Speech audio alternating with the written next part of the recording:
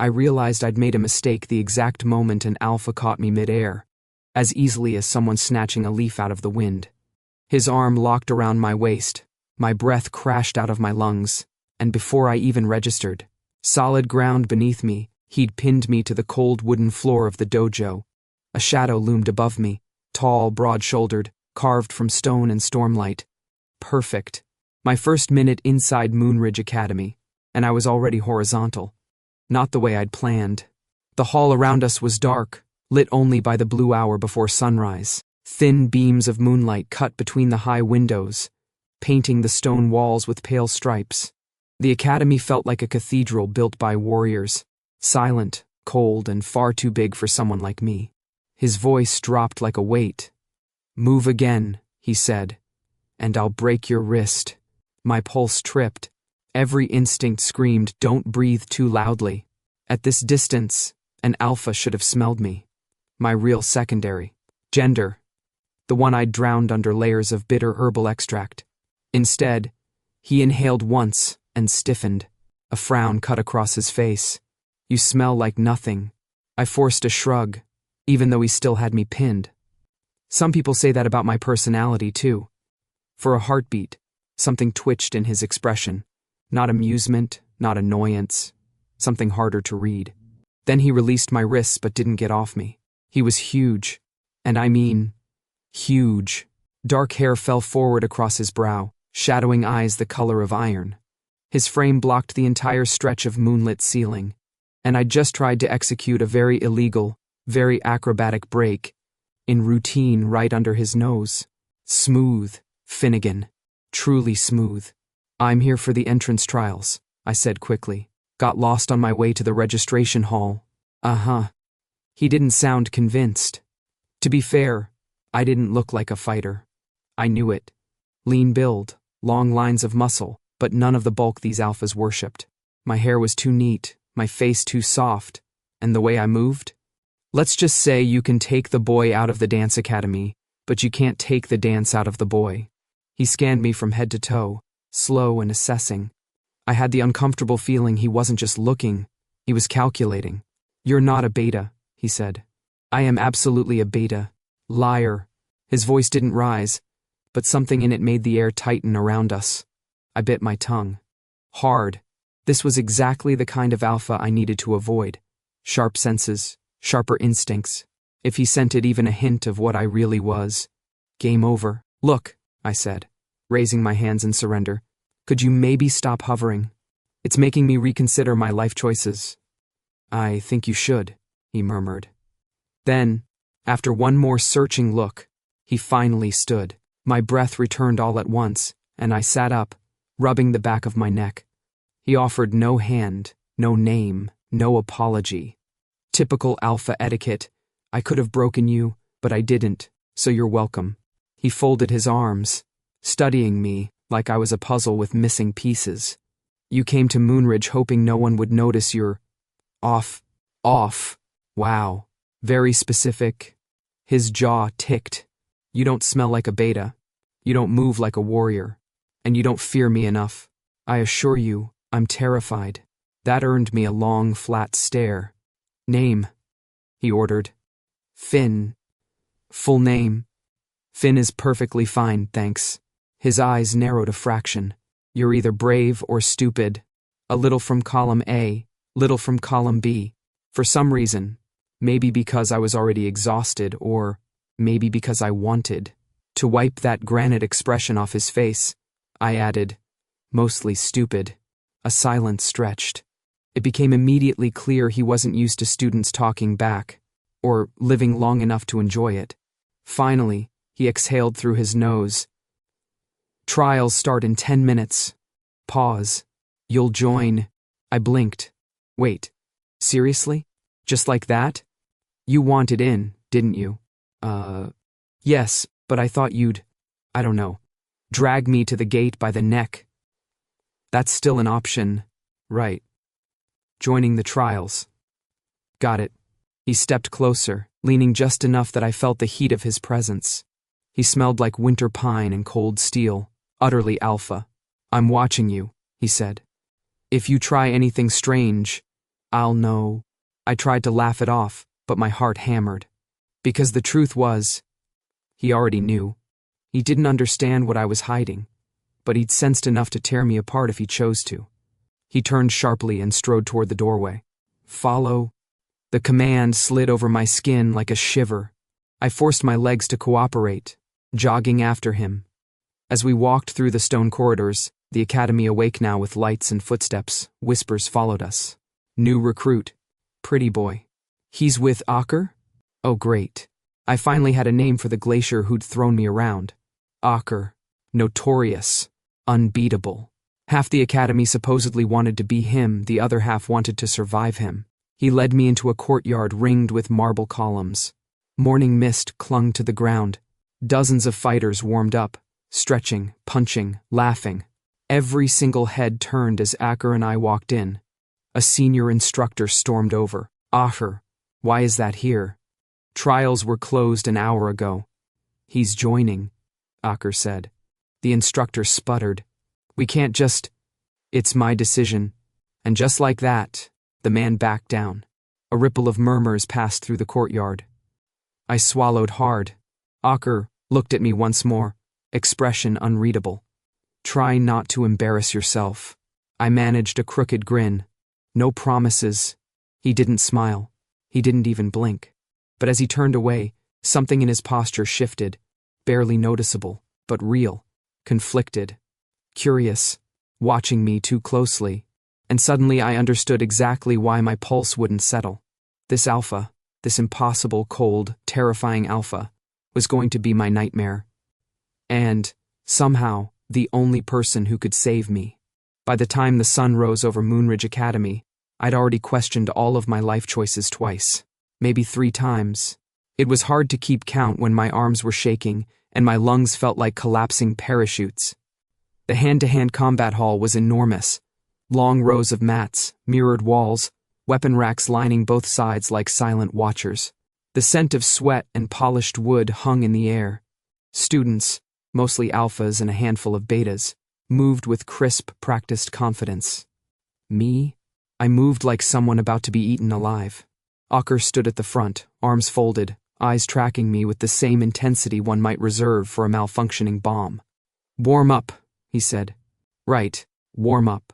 A polite way of saying, let's see how fast you break. We began with push-ups, then more push-ups, then a version of push-ups I was convinced violated at least 3 laws of physics. When I nearly face-planted into the mat, Aker's shadow fell over me. Struggling already? He asked. I'm conserving energy, I said, breathless. Like a responsible adult. His eyebrow lifted. You look more like someone reconsidering his paperwork. Is that an option? No, I groaned and pushed myself back up. If I died here, at least the floor was clean. He didn't let up. 10 minutes later, he'd given everyone else instructions but stayed glued to me like a hawk watching a mouse try to lift weights. Again, he said each time I finished a set. You do realize I'm one bad decision away from collapsing, I muttered. You made that decision when you stepped into my academy. Your academy. So you own the place now? His lips twitched. Barely. Someone has to maintain standards. I matched his stare with my best deadpan expression, even as my arms screamed. The other students weren't subtle about their judgmental whispers. He's too small. Looks delicate. Why did Aker bring him? He won't last a day. I tried to ignore them, but their eyes burned between my shoulder blades. After warm-up came sparring. Aker paired me with a beta twice my size.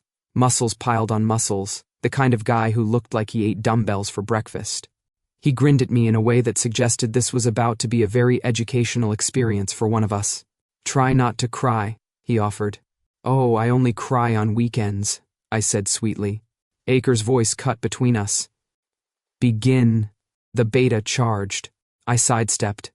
Not because I was fast. Well, okay, a little because I was fast. But mostly because I knew how to read momentum. Dancing teaches you how bodies move, how weight shifts. Fighting, I'd learned, wasn't much different. The beta stumbled past me. I pivoted lightly, toes spinning on the mat, and he crashed into the floor with an impressive thud. The hall went silent. Aker's expression didn't change, but I definitely felt the temperature shift. The beta scrambled back to his feet, red-faced. He lunged again, this time trying to grab me around the torso. I twisted, dropped my weight, rolled under his arm, and let his momentum carry him forward. He slammed into a wall. The room erupted in whispers. What the? How did he? Is that dancing? Not dancing, I corrected. Creative footwork. Aker approached slowly, gaze heavy on me. Not angry, not impressed. Just studying. Your technique is unusual. It's called not wanting to die. The tiniest huff of breath, something like a laugh but immediately denied, escaped him. He dismissed the beta and motioned me to follow him. As we crossed the hall, I felt the eyes of every student cling to us like barnacles. In the corridor, weapon racks lined the stone walls. Blades, staffs, short spears polished to a shine. Aker stopped near a display of training swords and looked at me with that unnervingly calm expression. You compensated well for your lack of strength, he said. Wow. High praise. It wasn't praise. It felt like praise. It wasn't. I smiled anyway. Thanks. He exhaled slowly, as though regretting every second of this conversation. You're not a beta. Still am. No. His gaze swept over me, lingering on the way I shifted my weight, the angle of my stance. But you're not a typical Omega either. My heart stuttered. What makes you think I'm? Because I watch. His tone was flat, simple, terrifyingly honest. And you're hiding something. He didn't say it maliciously. He didn't even sound angry. He said it like an inevitable truth. My throat tightened. If he pushed any further. But he didn't. Instead, he turned abruptly, heading toward the center of the hall where the senior students were gathering. Students, he said, voice echoing. As of today, Finn is practicing under me. You could have heard a pin drop. A couple of jaws literally dropped. One alpha actually choked on his water. Someone whispered, "Did he say under him?" The instructor from earlier strode up, face twisted with confusion. Aker, that's highly irregular. My decision, Aker said, shutting the man up instantly. The whispers turned into a storm. He chose him? Why? What does he see in that guy? Great. Congratulations to me. I'd just become the Academy's favorite scandal. Aker didn't seem to notice, or maybe he didn't care. He just looked at me with that same unreadable expression. Show up tomorrow at dawn, he said. Don't be late. He walked off, leaving me surrounded by hostile stares, confusion, and a very real urge to lie down on the mat and pretend to be unconscious. That night, lying on my narrow dorm bed, I stared at the ceiling and tried not to overthink everything. The moonlight cast pale bars across the room, and the academy was quiet, except for distant footsteps and the rustle of trees in the courtyard. He knew, or at least, he suspected. Aker could have exposed me, dragged me to the council, thrown me out. But instead, he'd done the opposite. He'd claimed me. Why? The worst part was the answer that kept circling my mind, as stubborn and reckless as my heartbeat, because he'd looked at me like he wanted to understand me, even if I terrified him. And somehow that was even more dangerous than being found out. By midday, the training hall buzzed like a shaken hive. Sunlight poured in through the high windows, illuminating the dust in the air and the fine lines etched into the wooden floor where generations of fighters had left their mark. It was the first full group session since Aker publicly claimed me as his student, which meant every pair of eyes followed me the moment I stepped inside. Lucky me. Gather, Aker commanded.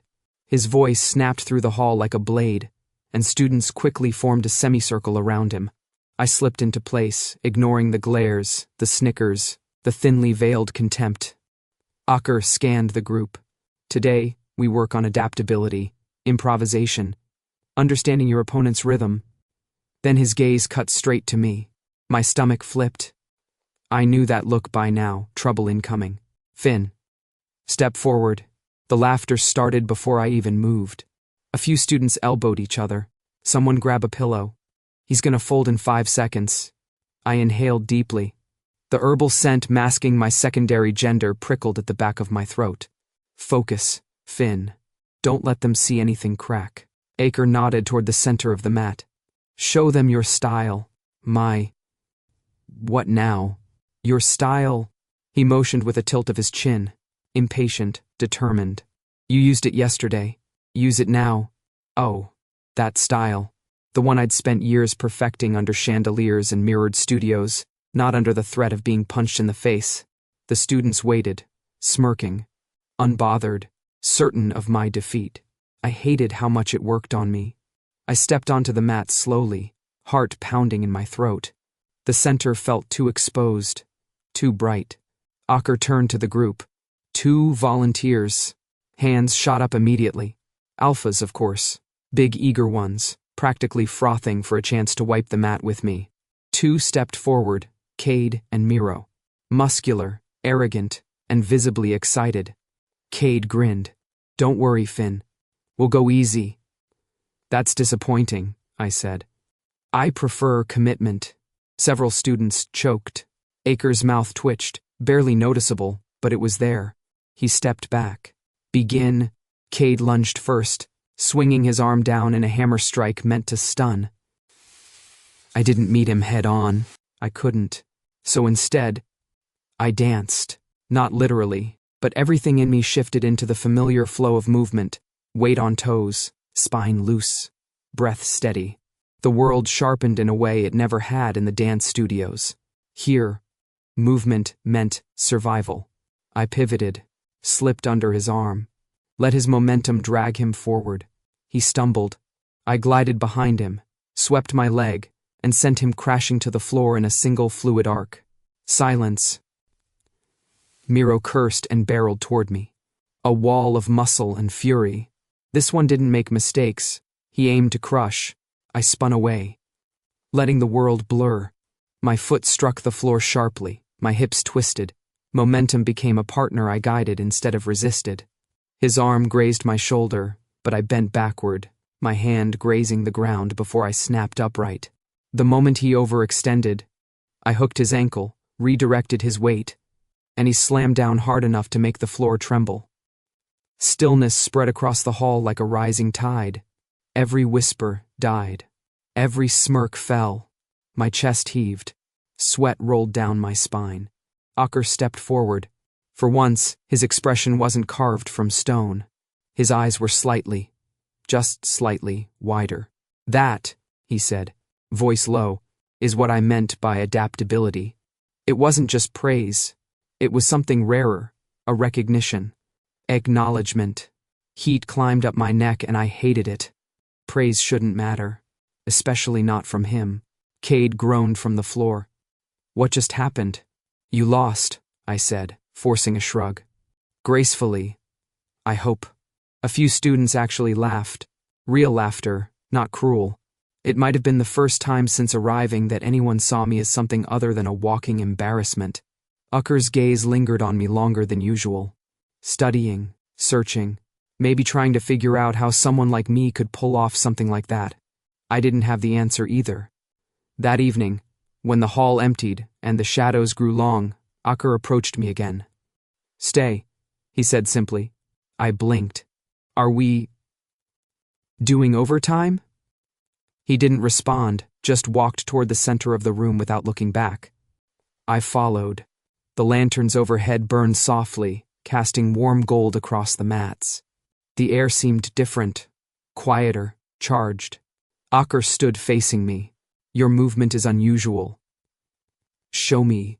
I lifted a brow. You want a demonstration or a dance recital? Don't make me repeat myself. I rolled my eyes, but my chest fluttered. Fine. If he wanted honesty in movement, I could give him that. I stepped forward, letting my body fall into the familiar flow. Turns, pivots, sharp accents, the tight coil of control that defined every line. Not quite combat, not quite dance, something in between. Aker watched with unnerving focus, his breathing slow, his posture tense. You use your opponent's weight, he said quietly. Their force, their breath. That's one way to put it. It's effective. but dangerous. I've been told I'm both. His eyes flickered, something almost like amusement. We talked as I moved, and the conversation drifted into strange territory: bodies, rhythm, fear, instinct. He spoke about fighting like it was the only language he'd ever been fluent in. I spoke about dancing like it was the only thing that ever made sense. For a moment, it felt natural, like the two worlds weren't that different. Then it happened. I stepped too close. He reached out to adjust my stance. Our fingers brushed. A sharp bolt of pain tore through me. White-hot, splitting, violent. The mark. My breath hitched. I jerked my hand back so fast it nearly upset my balance. Aker stiffened. What happened? Nothing. I lied immediately. His eyes narrowed, but he didn't push. Instead, he stepped back, tension settling over him like armor. Enough for today, he said. I nodded and retreated before my face could betray the panic clawing up my throat. Because whatever that mark inside me was, it wanted him. And if I wasn't careful, one small touch could destroy us both. The locker room in Moonridge always smelled faintly of sweat, metal, and the cheap soap they stocked in the showers. Not exactly the place where I wanted to spend quality time, but unfortunately, that's where the day dumped me. I had barely sat on the bench to unlace my training boots when Cade and Miro swaggered in, flanked by two more alphas who looked like they'd been carved from the same factory mold. Big shoulders, big egos, small patience. Oh look, Miro said loudly. The little ballerina survived another day. I didn't look up. Barely. Almost died of boredom during your sparring demo earlier. Cade barked a laugh. You sure talk a lot for someone who can't even lift half the weights here. Talking is a strength exercise, I said. You wouldn't understand. That earned me a shove. Hard enough to jostle me off the bench. I caught myself before I hit the floor, anger heating behind my ribs. The mark inside me pulsed faintly, like a warning or a threat. I forced myself to keep breathing. Not here. Not like this. Relax, Cade said. We're just curious how you keep getting Aker's attention. Miro leaned closer. Maybe he likes them fragile. A spike of cold shot up my spine. My jaw tightened. If they pushed just a little bit more, I wasn't sure who I'd be hurting. Them or myself. My body shifted instinctively into a defensive stance. Feet light, weight centered. Back off, I said quietly. Oh? Or what? Cade smirked. You'll pirouette at us again? He shoved me a second time. This time, I moved. Not consciously, not thoughtfully. It was pure instinct. My hands snapped up, redirecting his arm. My body slipped. Under his center of gravity, my heel hooked his ankle. Momentum surged. I almost sent him straight to the floor. Almost. A sharp hand clamped around my wrist. Aker. His grip was steel, cold, controlled, unyielding. He didn't yank me back. He didn't have to. The moment he touched me, every muscle locked. What are you doing? He growled. It wasn't loud, but the locker room went dead silent. Cade stumbled back, pale. Miro stared like he'd been caught stealing from a dragon. I yanked my arm out of Aker's hand the moment he released me. I had it under control. No, you didn't. Yes, I snapped. I did. His eyes flashed. Amber and storm, heat under ice. You were about to expose something you can't afford to expose. My heart punched against my ribs. He was too close, too perceptive. You don't get to decide that, I hissed. He stepped in, lowering his voice. Someone has to. Humiliation burned hot in my throat. Why do you care? I demanded. I never asked you to protect me. Maybe you should have, he said. The words hit harder than any shove. For a moment, neither of us moved. The tension in the room coiled so tightly I thought it might crack the walls. The other students backed away, sensing danger they wanted nothing to do with. Finally, Aker flicked a cold look at Cade and the others. Cause trouble again, he said calmly. And I'll personally make sure you're on cleaning duty for the next year. They scattered like frightened birds. He turned back to me. I couldn't look at him, not with the mix of anger and shame twisting inside my chest. I didn't need your help. His jaw tensed. You think I don't know that? You're reckless, Finn. Too reckless. Better than being cold, I muttered. Something flickered across his face. Pain, maybe, but he snuffed it out in an instant. This conversation is over, he said curtly. He walked out. I stayed where I was, shaking with leftover adrenaline and something uglier. That mark, the one buried deep, throbbed in response, as if reminding me why I should have kept my distance. Later that night, wandering the quiet hallways, I tried to clear my head. Moonridge after dark was different, quieter, shadows stretching long across, the stone floors, the lanterns flickering with soft golden light. Voices drifted from a half-open door ahead. Curiosity tugged at me. I slipped closer, keeping to the shadows. Inside the room, a group of senior instructors stood around a table, discussing something in low, serious tones. Another incident last month, one said. Deathmark transfers are increasing. Alphas used as targets, another murmured. Sent through manipulated omegas. My blood froze. Deathmark. Omegas. Alphas. My fingers curled against the doorframe. We need to screen new recruits more aggressively, someone else said. If one slips in again. A chill crept down my spine. They were talking about people like me. People sent with a mark inside them. A lethal mission sealed into their very existence. One name cut through it all. Aker barely survived the last attempt. Air fled my lungs. The instructors continued, unaware of the boy trembling in the hallway. I backed away, heart hammering so loud I couldn't hear anything else. The truth crashed over me all at once. The mark inside me. My mission. The reason I'd been sent to Moonridge. It wasn't coincidence. It was to kill him. Aker, the only person who'd shown me something other than cruelty or control. The only alpha who saw me as more than a pawn. I pressed my back to the wall, chest tight. For the first time in my life, I didn't want to be a weapon. Moonridge after curfew was a different creature entirely. The lanterns were dim. The halls shallow-breathed. Every door felt like it was watching me. Perfect conditions for terrible decisions, of which I was becoming an expert.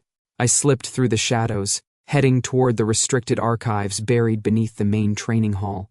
I'd memorized the patrol routes, timed the guards, stolen a student's access tag. With apologies, I'd return it tomorrow. I needed answers. The mark in my chest pulsed stronger every day, like a heartbeat that wasn't mine. If I didn't find out how to stop it, then one day soon, I might hurt someone I didn't want to hurt. Someone like Aker. The archive doors were heavy iron, etched with old clan symbols. I slid the stolen tag across the sensor. A faint click. The lock disengaged. The room beyond was cold, lit by flickering blue crystals embedded in the ceiling. Scrolls and leather-bound tomes lined the walls, each shelf marked with warnings. Forbidden. Restricted. Authorized personnel only. I ignored all of them. I found the section labeled Marks and Binding Rituals. My stomach twisted. The books were ancient. Their pages smelled like dust and secrets. Text described sigils carved into souls, omega conduits, sacrificial channels. Some diagrams looked too familiar. Then I found it. A drawing nearly identical to the sensation burning under my ribs. A circular mark with jagged lines radiating outward. Death mark. Transfer. My hands shook as I traced the page. Notes scrawled around the edges read, activated upon contact. Targets the strongest present alpha. Final instruction tied to original caster. So, that was it. I wasn't here by accident. Someone had sent me. Someone had chosen Aker as the target. A wave of nausea rolled through me. I snapped the book shut. And that's when a hand slammed against the shelf beside my head. Another gripped my wrist. I didn't even get the chance to gasp. Aker's body pinned mine to the bookcase, his breath warm against my cheek, his eyes burning with something between fury and fear. Of all the places you shouldn't be, he growled. This is the top of the list. My pulse rocketed so fast it hurt. You scared me half to death. Good. Maybe then you'll think before sneaking into restricted rooms. I swallowed hard. Let go. Not until you tell me what you're looking for. His fingers tightened, not painfully, but unignoringly. His presence overwhelmed the narrow aisle, his scent, pine and cold steel, wrapped around me like a noose. Part of me wanted to shove him away. Another part wanted to lean in. Focus. Finn. Lie. No. Half lie. I'm trying to understand something about myself, I said. That's all. Ucker's eyes narrowed. You're hiding a lot behind. That's all. You're hiding half your personality behind a scowl, I shot back. We all cope differently. A beat of silence. To my surprise, utter breath-stealing surprise, his expression shifted. Not softening, but cracking. I had an Omega once, he said quietly. Someone I trusted. My breath hitched. He never talked about himself. Never. She betrayed me. Used me to get close to this school. Tried to take down everyone here. I didn't see it coming. He paused. The shadows carved deeper lines into his face. I am not eager to repeat that mistake. A knife twisted under my ribs. I opened my mouth, no idea what I planned to say, but all that came out was, her. I'm not her. I know, he said. So quietly I almost didn't catch it. The air between us thickened. My stupid, treacherous heart softened. Just a little. To break the tension before I said something embarrassing, I blurted out, So, on a scale of 1 to 10, how grounded am I? He blinked. Grounded? I assume that's the punishment, I said. Or is it execution? I feel like Moonridge could go either way. Aker didn't laugh, but his mouth twitched. Once, barely. You're not grounded, he said, but you are coming with me. He led me out of the archives and through the silent hallways until we reached a balcony overlooking the Moonridge Valley. The night spread below us. Silvered mountains, pale fog, the moon hanging like a lantern in the deep blue sky. The air was cold enough to sting. Our breaths mingled in white wisps. For a long moment, neither of us spoke. Then, without turning, I whispered, If I came here to hurt you, if I was sent for that. Aker didn't move. You weren't. But if I was, I would let you come close. The words slammed into me. Aker finally looked at me. His eyes weren't cold. They weren't guarded. They were empty of defenses. Stripped down to something raw and unfathomable. You don't need to prove anything to me, he said. If you wanted to kill me, I'd let you touch me anyway. My vision blurred. Damn it. No tears. Not here. I turned my face away, pretending to study the valley while wiping my cheek with the back of my hand. Aker didn't notice, or maybe he pretended not to. Either way, the truth settled inside me with terrifying clarity.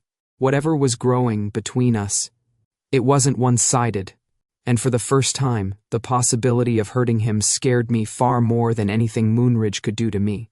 By the next morning, something in me was already wrong. It started as a faint throb beneath my ribs, like a second heartbeat trying to sync with mine and failing miserably. By midday, it had sharpened into flashes of heat that made my vision pulse at the edges. And then came the images. Aker's silhouette collapsing, blood blooming where it shouldn't, my own hand reaching toward him, a black sigil crawling across my skin like ink alive. I staggered against the training hall wall, sweat beading along my spine. The mark inside me pulsed again, a vicious twist that dragged a gasp out of my throat. Not here. Not now. But the universe rarely cared about my requests. Finn. Aker's voice snapped my head up. He stood at the center of the hall, arms folded, gaze sharp as the blades displayed along the wall. The morning light cut along his jawline, making him look carved from sun-warmed stone. You're late, he said. Again. I tried to answer, but another flash of pain sliced through my chest, stealing the air from my lungs. I swallowed hard and stepped onto the mat. Focus. Breathe. Don't fall apart in front of him. Pair up, Aker said to the class. Finn, you're with me. A collective groan rose around us. The why does he always train with him practically shook the rafters. I ignored them and forced myself into stance. Aker approached, slow, assessing, too perceptive. You look pale. Wow, I muttered. Thank you for noticing. Are you unwell? Define unwell. His eyes narrowed. Finn, I exhaled shakily. I'm fine. Lie. Big stupid lie. He didn't buy it, of course. But before he could pry further, he lifted a hand. Let's begin. His palm brushed my shoulder, and the mark exploded. A bolt of searing heat shot from my chest to my fingertips. My knees buckled. The edges of my vision whitened. For a split second, my skin shimmered like ink shifting beneath the surface. The mark was trying to transfer. No. I jerked away like I'd been burned. Don't touch me. Aker froze. Shock flashed across his face, followed immediately by something harsher. Anger. What was that? He demanded. I said, don't touch me, I snapped, fighting to breathe. Is that unclear? Students turned, whispering. A murmur crawled through the hall like an approaching storm. Aker stepped closer, slowly, carefully, but with the unmistakable tension of a predator tracking wounded prey. Finn, something is wrong. Tell me what it is. Stay back. Tell me. The heat surged again. Pain licked up my spine. I grabbed my own arms to ground myself, nails digging into skin. Through the haze, one truth blazed. If he touched me again, if I let him, the mark would complete its purpose. Aker's death, by my hand. The thought nearly made me retch. He moved forward. I stumbled backward. Don't, I said, voice cracking. Please. Don't come closer. That stopped him.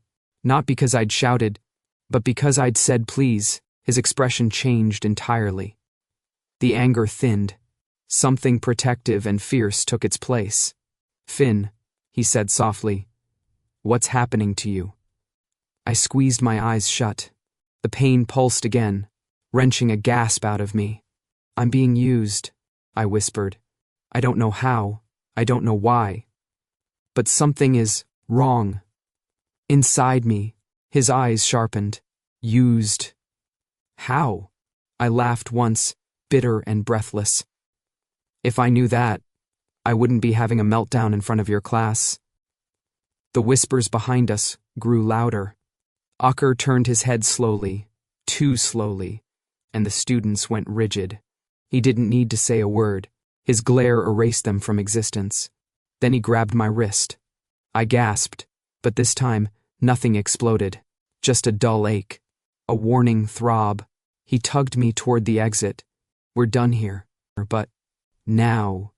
His tone brooked no argument.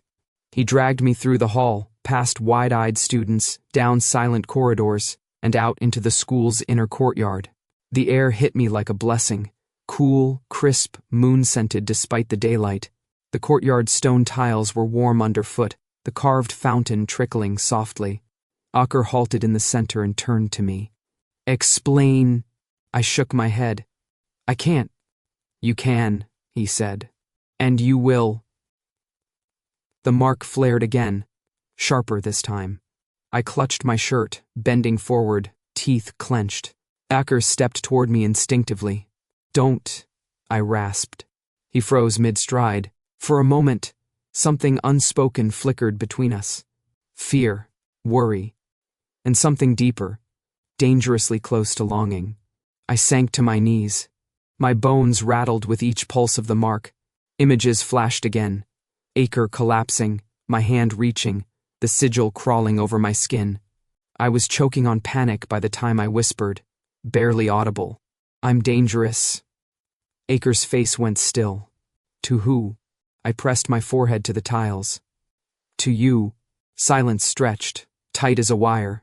Then warm hands gripped my arms. Strong, steady, too gentle for a man who broke opponents with a glance. Aker pulled me upright and into him.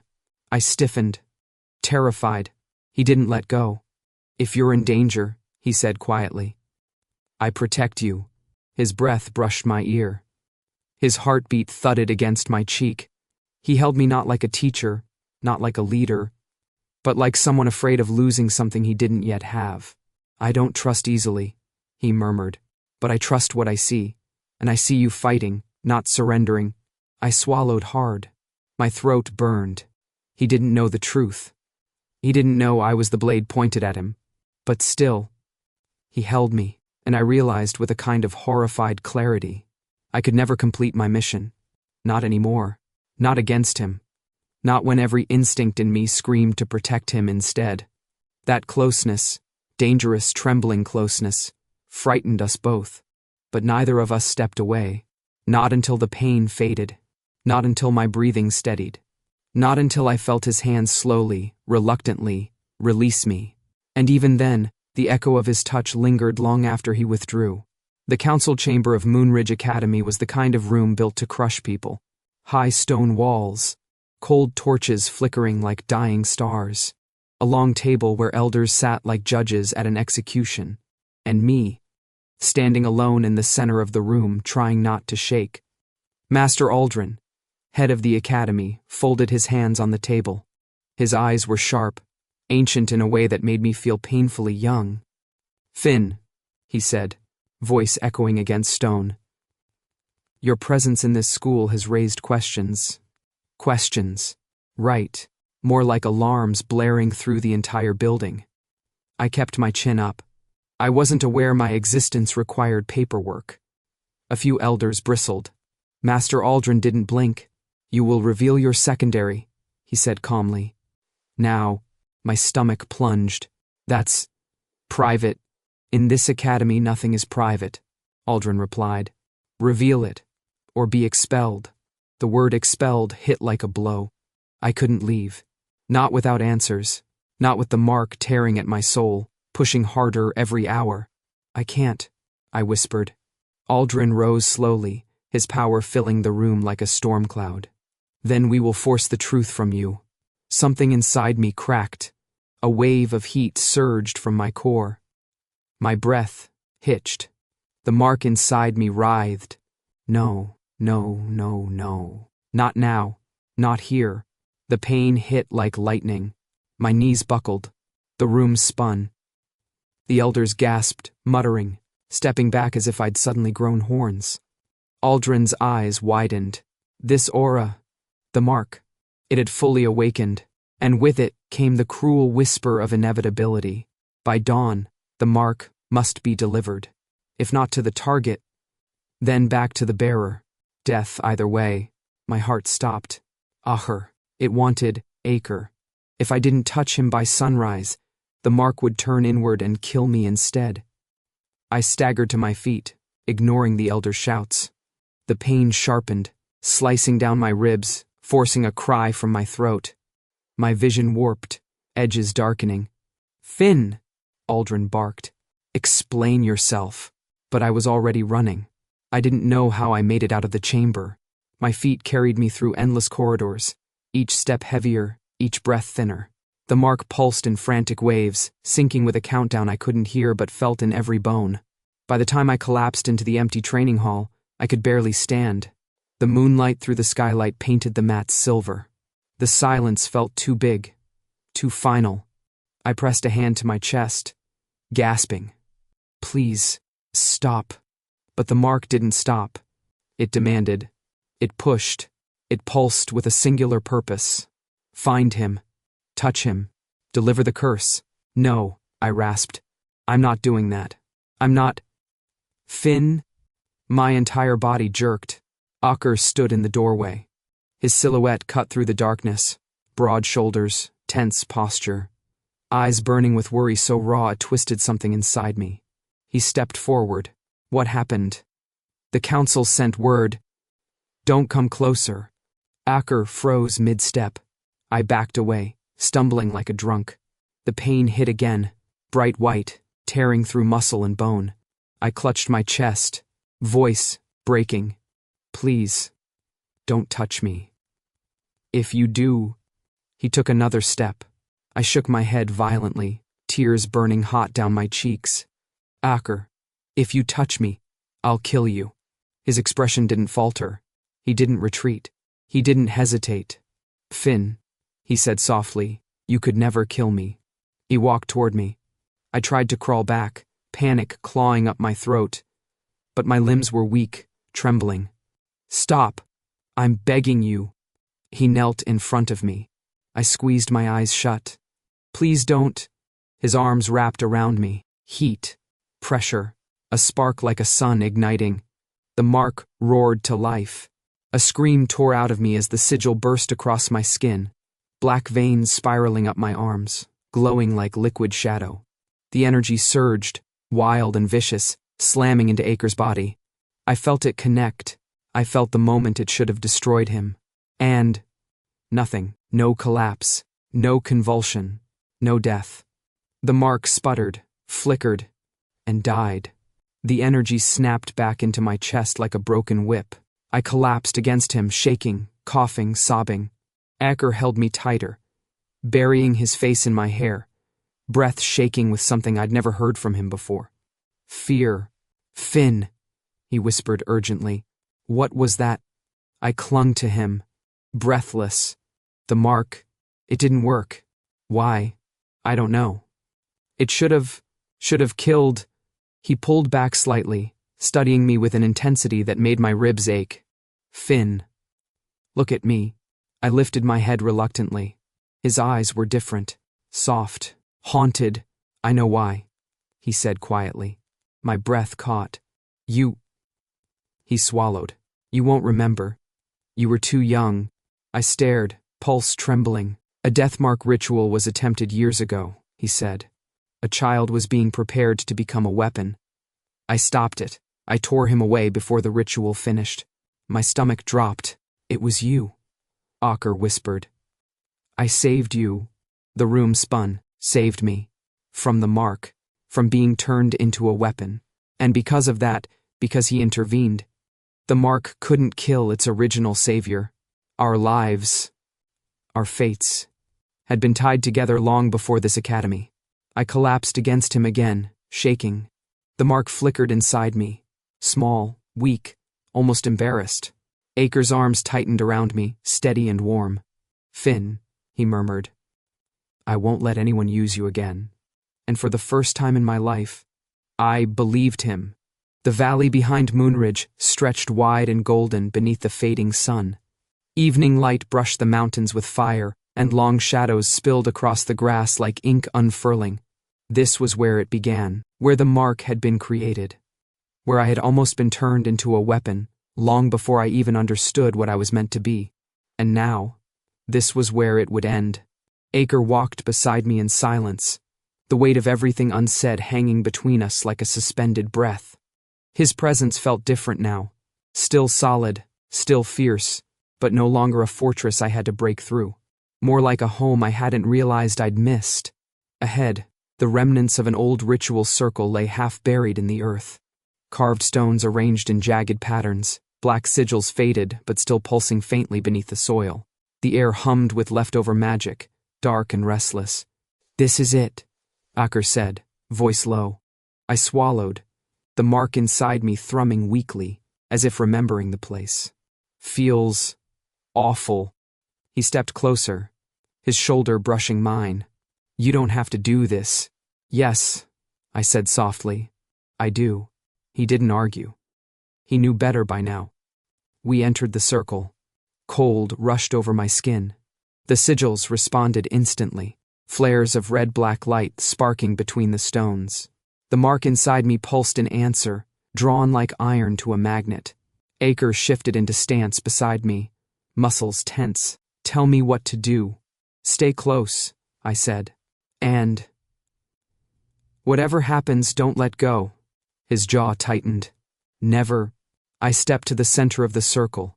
The air thickened.